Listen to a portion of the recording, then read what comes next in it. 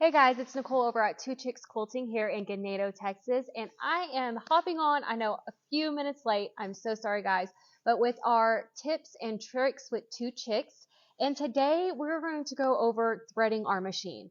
Now, I know you think that might sound just a little bit silly, but those machines that don't have the automatic threader for us, sometimes could be just a little tricky if we have the assistant threader on here. So just a couple things I like to talk to everybody about when threading the machine that makes it a little bit easier for me. So one thing that I do like to point out first is that when we're threading our machine in our automatic threader or our assisting machines that have that threader on there, if it's not threading our needle, what are some things that we can do to help make sure that we are doing everything to have it lined up and it can thread our needle for us? So first things first, we want to make sure that we are threading our machine correctly.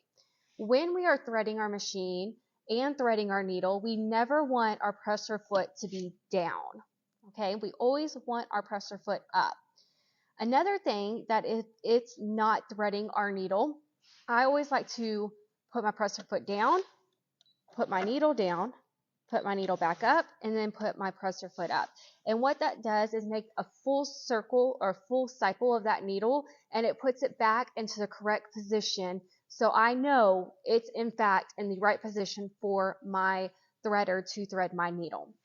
So I am on our brother machine, and I'm going to do our BERNINA next, but I want to just put a little trick out there on how I thread this machine. So there is a hook back here where it needs to go through, and then we have our threader in our handle here. So I hold the thread with my right hand, and I have my left hand on this lever. I slightly push down and wrap my thread around that hook, and then push all the way down to where my threader comes out.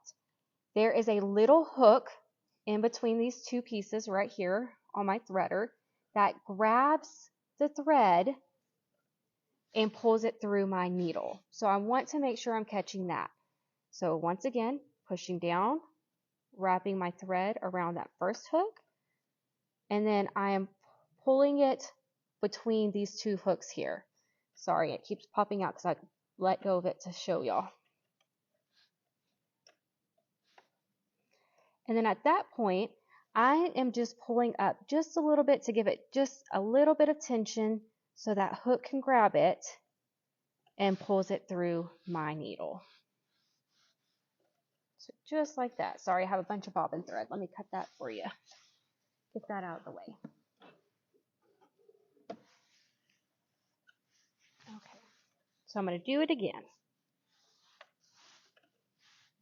I have my top thread, then my right hand, pushing down with my left, wrapping around that first hook, pushing it all the way down, slipping it between those two legs, and then pulling up and back just a little bit to give it some tension, letting go, and it has threaded my needle for me.